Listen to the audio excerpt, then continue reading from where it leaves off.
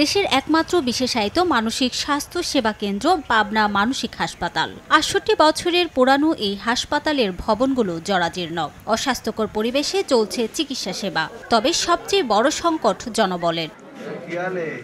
হাসপাতালে তথ্য বলছে ৩১টি চিকিৎসক পদের বিপরীতে কর্মরত মাত্র ১২ জন। এদের মধ্যে বিশেষজ্ঞ চিকিৎসক মাত্র ২ জন। চিকিৎসক, কর্মকর্তা, কর্মচারী সব মিলিয়ে হাসপাতালের ৬৪৩টি পদের মধ্যে শূন্য আছে ১৮২টি। এতে ব্যাহত হচ্ছে চিকিৎসা সেবা। শিগগিরই পুরো হাসপাতালটিকে নতুন করে ঢেলে সাজানোর দাবি এলাকাবাসী ও রোগীর স্বজনদের। প্রতিটা রোগীর যে পরীক্ষা নিরীক্ষা করার জন্য যে ইকুইপমেন্টগুলো দরকার, পরীক্ষা নিরীক্ষাগুলো সেগুলো সংকট রয়েছে। অবকাঠামো প্লাস সেবার যে মান, এখনো ওই মানটা তাই আছে। আসলে আপডেট ওইরকম ভাবে কোনো কিছু পরিবর্তন হয় নাই। আধুনিক চিকিৎসার দরকার, সেটা তো অনেক পরের বিষয়। যে পরিমাণ ডাক্তার দরকার সেটাই স্বল্পতা।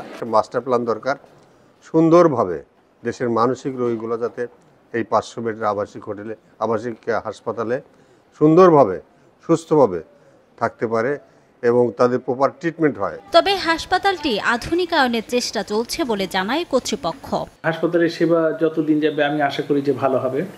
আপাতত বর্তমান যে অবস্থান আছে তাতে যেটুকু সম্ভব দেয়া হচ্ছে, ভবিষ্যতে আরো ভালো হবে। ১৯৫৭ সালে পাবনা শহরের হেমায়েতপুরে শীতলাই জমিদার বাড়িতে ১১১ একর জমির উপর নির্মাণ করা হয় পাবনা মানসিক হাসপাতাল। ১৯৯৬ সালে ৬০ শয্যা থেকে ৫০০ শয্যায় উন্নীত করা হয় হাসপাতালটি। সময় সংবাদ, পাবনা।